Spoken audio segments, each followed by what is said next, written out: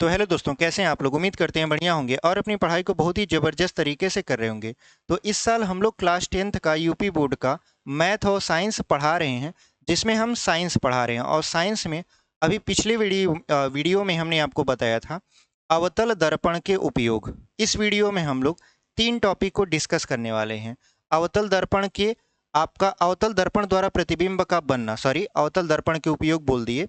अवतल दर्पण द्वारा प्रतिबिंब का बनना हमने पिछली वीडियो में आपको बता दिया था। इस वीडियो में हम लोग आपको बताएंगे अवतल दर्पण के उपयोग और उत्तल दर्पण द्वारा प्रतिबिंब का बनना और उत्तल दर्पण के उपयोग। यानी ये 3 टॉपिक आपका इस वीडियो में कवर होने वाला है। तो चलिए बिना देरी के वीडियो को शुरू करते हैं।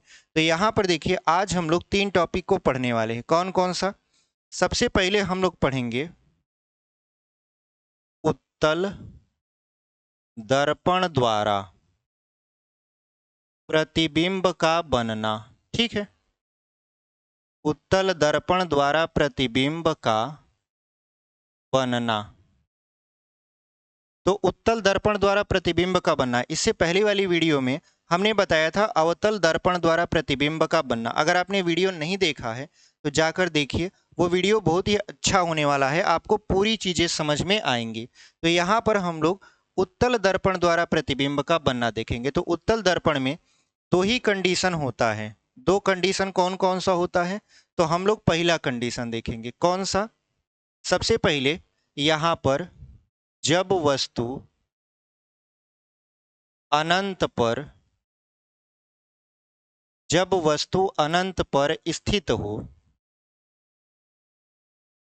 तब, यानी जब वस्तु अनंत पर स्थित होता है तब हमारा प्रतिबिंब कहाँ बनता है उसको हम लोग देखने वाले हैं। तो यहाँ पर सबसे पहले आपको चित्र के माध्यम से हम लोग समझाएंगे, उसके बाद फिर प्रतिबिंब की स्थिति को लिखेंगे। तो यहाँ पर हम बना लेते हैं कौन सा दर्पण? आपका उत्तल दर्पण। तो यहाँ पर हो जाएगा इसका ध्रुव, ये हो जाएगा इसका फोकस और ये हो जाएगा इसका वक्रता केंद्र। ठीक है, अब हम लोग वस्तु को अनंत पर रखेंगे। तो वस्तु कहाँ पर है? अनंत पर है। तो आप जानते हो अनंत से चलने वाली जो प्रकाश की किरणें होती हैं वो मुख्य अक्ष के समांतर होती हैं। तो यहाँ से मुख्य अक्ष के समांतर ऐसे प्रकाश किरण चलेगा, मुख्य अक्ष के समांतर एक प्रकाश किरण चलेगा तो इस तरीके से। ठीक है, जब इस तरीके से प्रकाश किरणें चलेंगी तो ये आपका कौन सा दर्पण है? उत्तल दर्पण है। और उत्तल दर्पण है तो ये क्या करेगा? प्रकाश किरणों को ऐसे फैला देगा, इस तरीके से प्रकाश किरणों को फैला देगा। जब ये प्रकाश किरणों को फैला देगा तो हम लोग क्या करेंगे? इसको ऐसे पीछे डॉट डॉट करके ऐसे मिला देंगे, ऐसे पीछे क्या करेंगे? ऐसे मिला देंगे। हमको ऐसा लगेगा कि ये प्रकाश किरण यहीं से निकल रही है और आगे ऐसे बढ़ रही है। तो जहां पर ये दोनों प्रकाश किरणें मिलती हुई प्रतीत होती हैं, मतलब जहां से आती हुई प्रतीत होती हैं, वहीं पर इसका क्या बनेगा? प्रतिबिंब बनेगा। इसका मतलब ये है, इसका जो प्रतिबिंब बनेगा वो कहाँ बनेगा? वो मुख्य फोकस पर बनेगा। कहाँ बनेगा? मुख्य फोकस पर, और दर्पण के पीछे बनेगा। दर्पण के जब पीछे बनेगा तो ये आभासी होगा। क्यों? क्योंकि यहाँ पर देखिए, हमने आपको उत्तल दर्पण में बताया था कि इसका जो वक्रता केंद्र और मुख्य फोकस होता है वो वास्तविक नहीं होता, वो आभासी होता है। और प्रकाश किरणें भी यहाँ पर वास्तविक रूप से नहीं मिल रही हैं, काल्पनिक रूप से जाती हुई प्रतीत हो रही हैं। इसका मतलब ये है कि इसका जो प्रतिबिंब बनेगा वो कहाँ बनेगा? आपका मुख्य फोकस पर। और वस्तु अनंत पर है, मुख्य फोकस पर इसका प्रतिबिंब बन रहा है, वस्तु से बहुत छोटा बनेगा। तो अगर हम एक शब्दों में कहें इसका प्रतिबिंब कहाँ बनेगा, तो आप सिंपल सा जवाब दीजिएगा, जब किसी वस्तु को उत्तल दर्पण में अनंत पर रखा जाता है तब उसका प्रतिबिंब मुख्य फोकस पर बनता है, दर्पण के पीछे बनता है, वस्तु से बहुत छोटा बनता है और आभासी बनता है और सीधा बनता है। क्या बनता है? आभासी बनता है और सीधा बनता है। तो यहाँ पर हम लोग क्या लिख देंगे? प्रतिबिंब की स्थिति। तो यहाँ पर लिख देंगे, यहाँ पर प्रतिबिंब की स्थिति। तो प्रतिबिंब की स्थिति में क्या लिखेंगे? वस्तु का प्रतिबिंब, वस्तु का प्रतिबिंब, वस्तु का प्रतिबिंब यहां पर लिख देंगे आभासी, उसके बाद सीधा, वस्तु से बहुत छोटा, वस्तु से बहुत छोटा, ऐसे बोल सकते हैं आप, बिंदु के आकार का, बिंदु के आकार का, दर्पण के पीछे, दर्पण के पीछे बनता है, दर्पण के पीछे मुख्य फोकस पर बनता है, मुख्य फोकस पर बनता है। ठीक है, तो यहां पर अगर हम देखें तो अगर किसी वस्तु को आप उत्तल दर्पण में अनंत पर रखते हैं तो उसका प्रतिबिंब कैसा बनता है? आभासी बनता है, सीधा बनता है, वस्तु से बहुत छोटा बनता है, यानी बिंदु के आकार का बनता है, दर्पण के पीछे बनता है। ये देखिए, दर्पण का आगे का सिरा ये है और ये पीछे है, तो दर्पण के पीछे बनता है। और दर्पण के पीछे भी कहाँ बनता है? मुख्य फोकस पर बनता है। ठीक है, तो इस तरीके से हमने यहाँ पर इसकी स्थिति बहुत ही अच्छे तरीके से आपको समझा दिया है। उम्मीद करते हैं आपको ये समझ में आया होगा। तो चलिए इसको हम लोग इरेज करते हैं और फिर इसका दूसरा कंडीशन देख लेते हैं। इसको हम लोग क्या करते हैं, इसे मिटा देंगे। ठीक है, इसको हम लोग यहाँ पर मिटा देते हैं।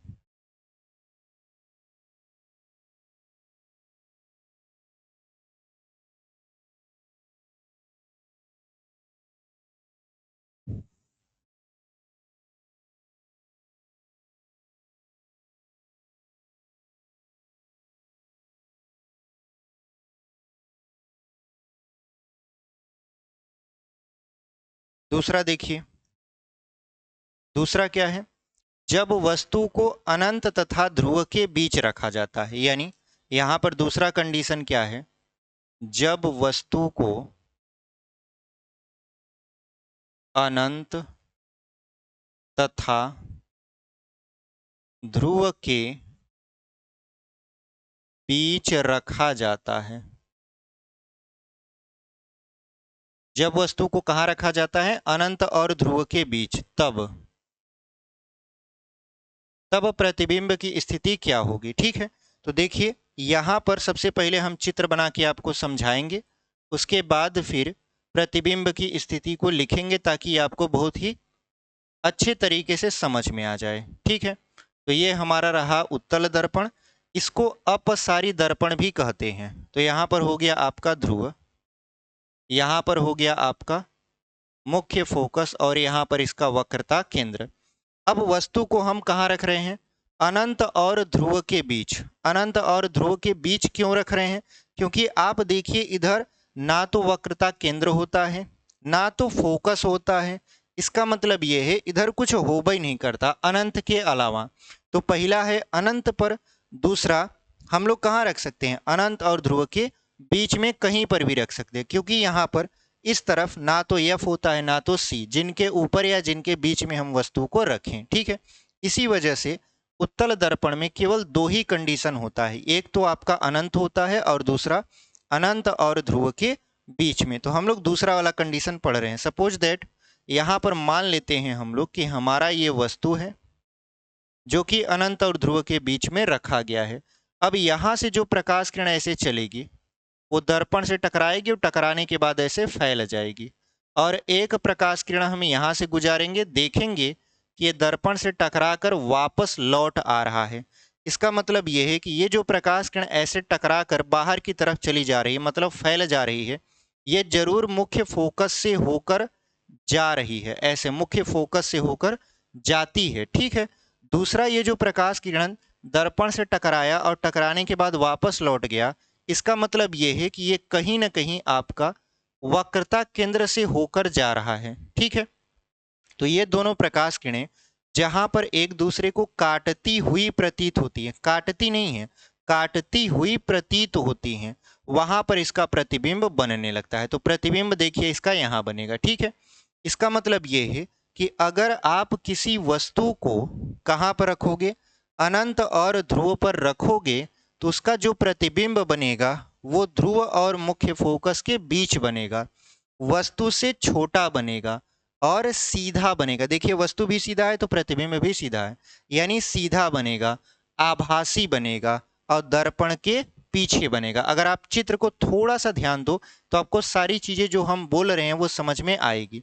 हम क्या करें कि अगर किसी वस्तु को आप अनंत और ध्रुव के बीच रखते हो तो उसका जो प्रतिबिंब बनेगा वो ध्रुव और मुख्य फोकस के बीच बनेगा, वस्तु से छोटा बनेगा, सीधा बनेगा और आभासी बनेगा और दर्पण के पीछे बनेगा। तो यही चीज हम यहाँ पर लिखने वाले हैं, ठीक है।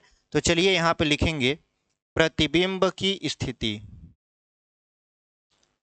प्रतिबिंब की स्थिति। प्रतिबिंब की स्थिति में क्या लिखेंगे? वस्तु का प्रतिबिंब, वस्तु का प्रतिबिंब वस्तु से छोटा, यहां पर लिखेंगे वस्तु से छोटा, ठीक है, आभासी, उसके बाद यहां पर सीधा, दर्पण के पीछे, दर्पण के पीछे ध्रुव तथा, यहां पे लिख देंगे ध्रुव तथा मुख्य फोकस, मुख्य फोकस के बीच बनता है, ठीक है। यानी जो वस्तु का प्रतिबिंब है वो वस्तु से छोटा होगा, आभासी होगा, सीधा होगा, दर्पण के पीछे बनेगा और कहाँ बनेगा, किन के बीच बनेगा? ध्रुव तथा मुख्य फोकस के बीच बनता है। तो ये हमारा उत्तल दर्पण द्वारा प्रतिबिंब का बनना कंप्लीट हो चुका है। इसमें दो ही कंडीशन होते हैं। अच्छा, कोई आपसे पूछ ले कि उत्तल दर्पण में केवल दो ही स्थितियां क्यों होती हैं, एक अनंत और दूसरा अनंत और ध्रुव के बीच, तो आपका जवाब सीधा सा होना चाहिए कि सर देखिए, जो उत्तल दर्पण होता है, उत्तल दर्पण, यहाँ पर इसके उभरे हुए तल से प्रकाश का परावर्तन होता है और इसका ये जो दबा हुआ तल रहता है इसको ब्लॉक कर दिया जाता है, जिसकी वजह से इसका जो मुख्य फोकस और वक्रता केंद्र होता है वो दर्पण के पीछे रह जाता है, दर्पण के आगे नहीं रहता। जब दर्पण के आगे नहीं रहेगा तो हम वस्तु को ना तो मुख्य फोकस पर रख पाएंगे, ना तो वक्रता केंद्र पर, और ना ही इनके बीच रख पाएंगे, जिसकी वजह से केवल दो ही स्थितियां बचती हैं, या तो हम अनंत पर रखें वस्तु को या हम अनंत और ध्रुव के बीच रखें, जिसकी वजह से हमारा जो प्रतिबिंब बनता है वो एक बार मुख्य फोकस पर बनता है और दूसरी बार ध्रुव और मुख्य फोकस के बीच बनता है। तो ये हमारा आंसर होना चाहिए अगर हमसे कोई ऐसे प्रश्न पूछ लेता है तो। ये हमारा समाप्त हो चुका उत्तल दर्पण द्वारा प्रतिबिंब का बनना। अब हम लोग देखेंगे अवतल दर्पण के उपयोग और उत्तल दर्पण के उपयोग, ठीक है। तो चलिए इसको हम लोग यहाँ पर इरेज करते हैं, उसके बाद हम लोग अवतल दर्पण और उत्तल दर्पण के उपयोग देखेंगे, इसको हम लोग मिटा देंगे।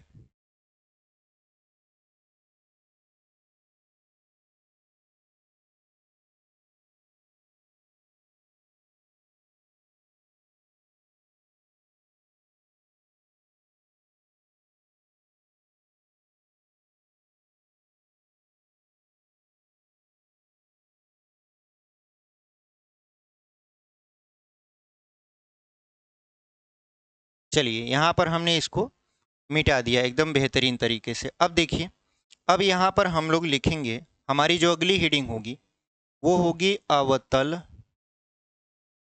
दर्पण के उपयोग। अवतल दर्पण के उपयोग, तो देखिए जो अवतल दर्पण का उपयोग होता है वो कहाँ किया जाता है? तो सबसे पहले यहाँ पर पहला जो हेडिंग आपका होना चाहिए वो ये होना चाहिए कि देखिए अवतल दर्पण का उपयोग सेविंग करने के लिए, मतलब चीज़ों को देखने के लिए किया जाता है। अब आप कहोगे सेविंग करने के लिए मतलब दाढ़ी बनाने के लिए। आप जब बार्बर के पास जाते हो यानी नाई के पास जाते हो बाल बनवाने, तो वहाँ पर क्या होता है कि आपके सामने शीशा लगा होता है, ठीक है। उस शीशे में आप ऑब्जर्व करना कि आपका जो शरीर है, आपका चेहरा है, वो काफ़ी बड़ा दिखाई देता है, ठीक है। यानी वहां पर जो लगा होता है वो हमारा कौन सा दर्पण लगा होता है? वो लगा होता है आपका अवतल दर्पण। तो यहाँ पर हम लोग लिखेंगे बड़े फोकस दूरी, ठीक है, चूंकि वो काफी बड़ा होता है तो यहाँ पे लिखेंगे बड़े फोकस दूरी, बड़े फोकस दूरी तथा बड़े द्वारक का प्रयोग।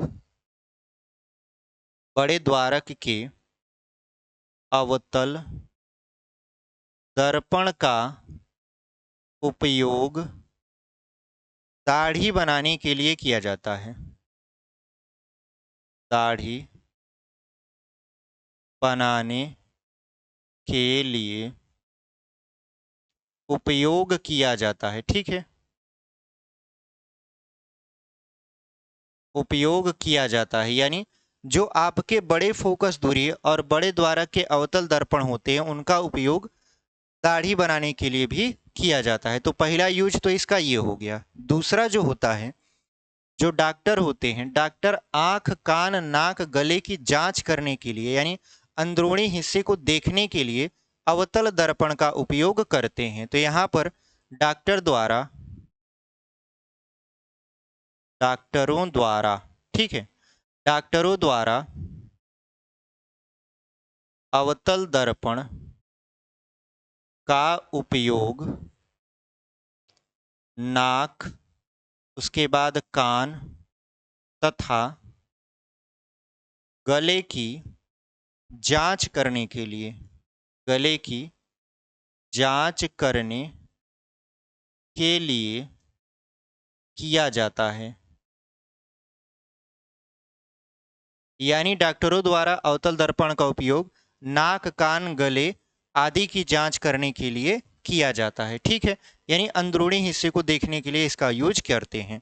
तीसरा जो होता है आपका, तीसरा वो टेबल लैंपों के शेडो में किया जाता है। टेबल लैंप का मतलब जब आप रूम में पढ़ने बैठते हो तो आपके पास एक छोटा सा लैंप होगा, आप सारे रूम की लाइट को बंद कर देते हो और उसी लैंप को जलाकर अपने टेबल को पूरा प्रकाशित कर लेते हो। तो उसके जो शेडो में होता है, मतलब उसका जो छतरी होता है, उसमें देखा करो आप सफ़ेद सफ़ेद, यानी उसको सफ़ेद नुमा बनाया जाता है। जब आप जलाते हो लाइट तो काफ़ी ज़्यादा प्रकाश क्या होता है, वो आपके टेबल पर रहता है। टेबल पर इसलिए रहता है ताकि टेबल प्रकाशित रहे। वो जो प्रकाश है वो आसपास बहुत ज़्यादा नहीं फैलता, वो आपके टेबल को ही फोकस करके रखता है ताकि आपका ध्यान टेबल पर है और किताब जो है उस पर आपका ध्यान रहे। यानी अवतल दर्पण का उपयोग जो होता है टेबल लैंपों के शेडो में किया जाता है। किसमें किया जाता है? टेबल लैंपों के शेडो में। यानी यहाँ पे लिख देंगे अवतल दर्पण का उपयोग टेबल लैंपों के शेडो में किया जाता है।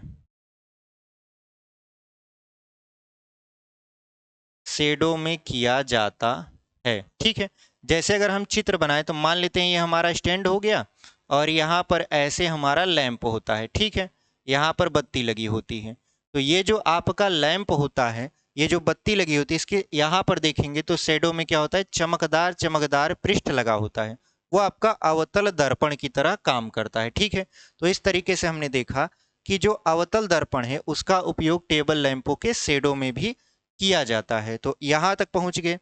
चौथा अगर हम आपसे कहें, चौथा चौथा कहें तो सौर भट्ठियों में, कहाँ पर?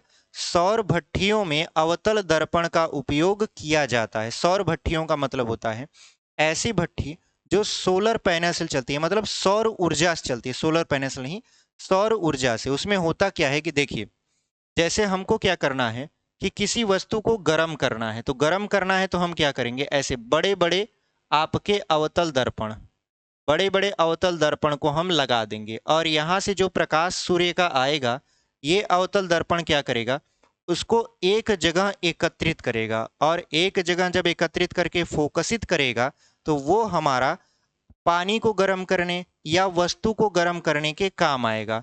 तो सौर भट्ठियों में, यानी जहाँ से हमको बिजली मिलती है, क्योंकि जो सौर भट्ठियाँ होती हैं वहाँ पर क्या किया जाता है, सोलर ऊर्जा को क्या किया जाता है, विद्युत ऊर्जा में कन्वर्ट किया जाता है। पानी को गर्म किया जाता है उससे और फिर टरबाइन को घुमाया जाता है। ठीक है, तो यहाँ पर टरबाइन जब घूमता है तो वहाँ से बिजली बनता है। तो वही हमारा यूज है कि सौर भट्ठियों में क्या किया जाता है, अवतल दर्पण का उपयोग किया जाता है। ठीक है, और सौर जो ये अवतल दर्पण है इसका उपयोग भोजन को पकाने में भी किया जाता है। ठीक है, तो यहाँ पर हम एक ही लिखेंगे, एक हम बोल दे रहे हैं। तो यहाँ पे लिखेंगे सौर भट्ठियों में सौर भट्ठियों में अवतल दर्पण का उपयोग किया जाता है। अवतल दर्पण का उपयोग किया जाता है। सौर भट्ठियों में किसका उपयोग किया जाता है? अवतल दर्पण का। और इसका प्रयोग खाना बनाने में भी किया जाता है। देखिए खाना बनाने में कैसे होता है कि एक ऐसे बॉक्स रहता है, ठीक है, एक आपका यहाँ पर इस तरीके का बॉक्स रहता है, इस तरीके का बॉक्स रहेगा, और इसके जो बक्सा जो बंद होता है, इसका ऊपर वाला बॉक्स, उसको ऐसे ओपन कर दिया जाता है धूप में। और ये जो बॉक्स होता है जिसको ओपन किया जाता है, क्योंकि बक्से में आप जानते हो ऐसे दो ठो होता है, एक में वस्तु रखी जाती है, दूसरा उसके ऊपर ढक दिया जाता है। तो ये जो ढक दिया जाता है, इसी में आपका अवतल दर्पण लगा होता है।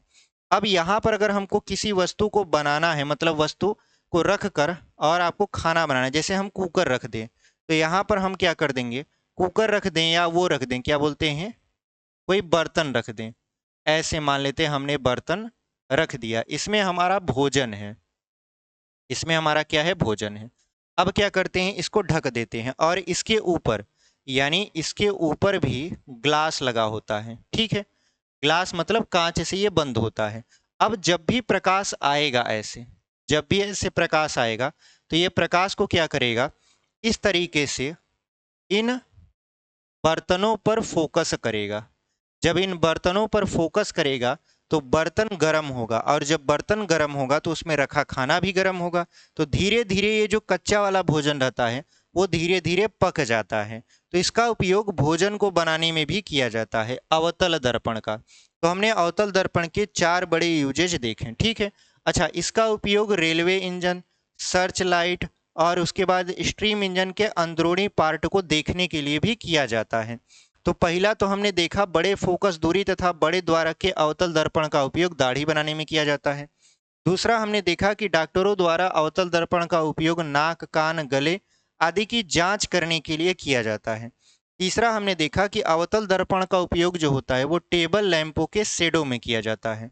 चौथा हमने देखा कि सौर भट्ठियों में अवतल दर्पण का उपयोग बहुत ही बेहतरीन तरीके से किया जाता है। तो इस तरीके से हमने इसके 4 या 5 यूजेस पढ़ लिए, ठीक है। चलिए इसको हम लोग इरेज करते हैं और फिर पढ़ते हैं उत्तल दर्पण के उपयोग। इसको हम लोग मिटा देंगे, ठीक है। उसके बाद हम लोग पढ़ेंगे उत्तल दर्पण के उपयोग।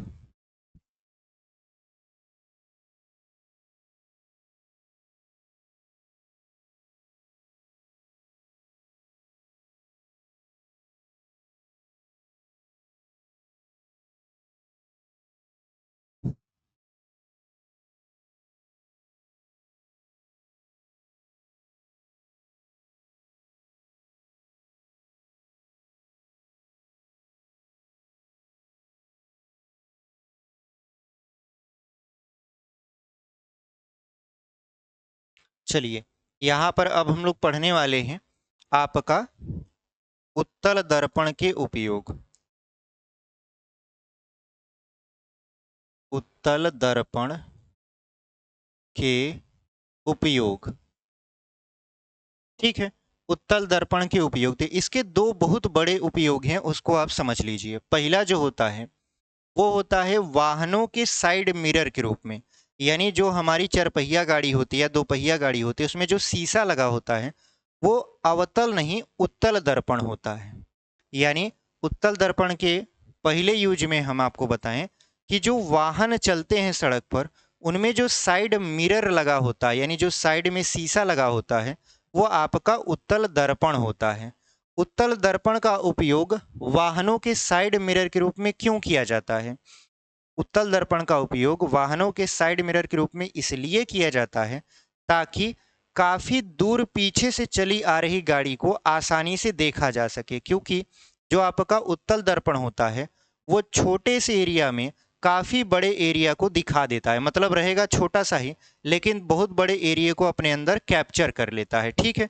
तो सबसे पहला जो उपयोग यही है कि यहाँ पर वाहनों वाहनों के साइड मिरर, ठीक है, अंग्रेजी में लिख दे रहे हैं, साइड मिरर के रूप में।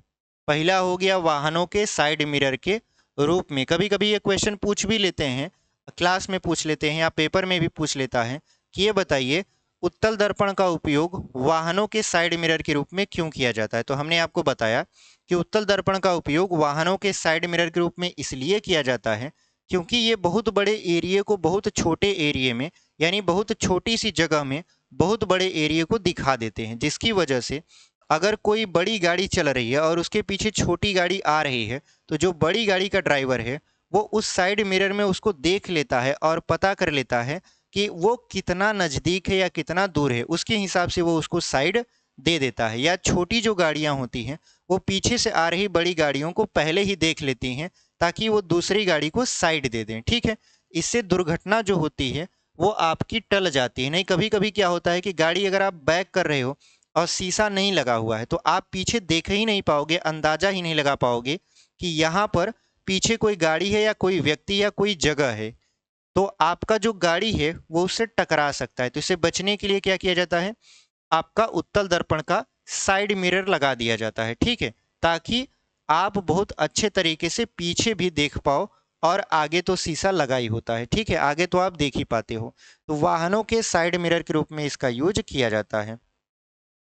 दूसरा जो इसका यूज है वो ये है कि जो गली चौराहे में जो लैंप लगे होते हैं, गली चौराहे में जो लैंप लगे होते हैं जिसको बोलते हैं आप, मतलब कि सार्वजनिक रूप से जो लैंप लगे होते हैं हमारे गलियों में या बड़े बड़े जो आपके रोड होते हैं वहाँ पर हाईवेज पे जो लैंप लगे होते हैं, वहाँ पर उसके शेडो में क्या किया जाता है, उसके शेडो में उत्तल दर्पण का उपयोग किया जाता है। उत्तल दर्पण का उपयोग क्यों किया जाता है, क्योंकि देखिए जो वाहन जो ये लगे होते हैं खंभे पर लाइट लैंप वाले वो इस तरीके के होते हैं ऐसे। तो यहाँ पर ये वाला जो पार्ट होता है यहाँ पर क्या किया जाता है, ये उत्तल दर्पण की तरह बना दिया जाता है, जिसकी वजह से जब इससे प्रकाश निकलता है तो वो काफी बड़े एरिया को क्या करता है, ऐसे प्रकाशित करता है। यानी आपका जो गली का एक लाइट है वो केवल उसी पार्टिकुलर क्षेत्र को प्रकाशित नहीं करेगा जिसके नीचे लगा हुआ है, बल्कि वो आसपास के एरिया को भी प्रकाशित करता है। क्यों करता है, क्योंकि इसमें इसका जो शेडो होता है वो उत्तल दर्पण का होता है, ठीक है। तो इस तरीके से यहाँ पर स्ट्रीट लाइटों में जो उत्तल दर्पण है उसका उपयोग किया जाता है, ठीक है। तो यहाँ पर लिख देते हैं गली में लगने वाले, गली में लगने वाले स्ट्रीट लाइटों में इसका बोले तो उत्तल दर्पण का उपयोग किया जाता है, इसका उपयोग किया जाता है, ठीक है। तो इसके दो मेजर उपयोग हैं। पहला तो ये साइड मिरर के रूप में उपयोग किया जाता है, मतलब जो वाहन होते हैं उनमें जो शीशा लगा होता है उसमें आपका उत्तल दर्पण होता है। दूसरा, गली में जो लाइटें लगी होती हैं स्ट्रीट लाइटें, उनमें भी उत्तल दर्पण का उपयोग किया जाता है। तो आज हमने 3 टॉपिक को बहुत ही बेहतरीन तरीके से समाप्त किया। पहला आपका क्या था, पहला आपका था उत्तल दर्पण द्वारा प्रतिबिंब का बनना, हमने उसको बढ़िया समझा दिया आपको। दूसरा टॉपिक हमने आपको बताया अवतल दर्पण के उपयोग। तीसरा हमने आपको बताया उत्तल दर्पण के उपयोग। तो इस तरीके से हमारा तीनों टॉपिक समाप्त हो चुका। आगे हम लोग पढ़ेंगे चिन्ह परिपाटी, ठीक है। उसके बाद वक्रता, त्रिज्या तथा मुख्य फोकस के बीच संबंध और दर्पण सूत्र। उसके बाद एक टॉपिक और बचेगा रेखीय आवर्धन, उसको पढ़ा के ये चैप्टर क्या हो जाएगा, समाप्त हो जाएगा। तो मिलते हैं इसी के साथ एक अगले वीडियो में, तब तक के लिए धन्यवाद। अगर आपको वीडियो पसंद आया है तो वीडियो को जरूर लाइक करिए, अपने दोस्तों तक भी इसे पहुंचाइए शेयर के माध्यम से, ठीक है। तो इस तरीके से आप हमसे जुड़कर पढ़ सकते हैं। तो चलिए मिलते हैं इसी के साथ एक अगले वीडियो में।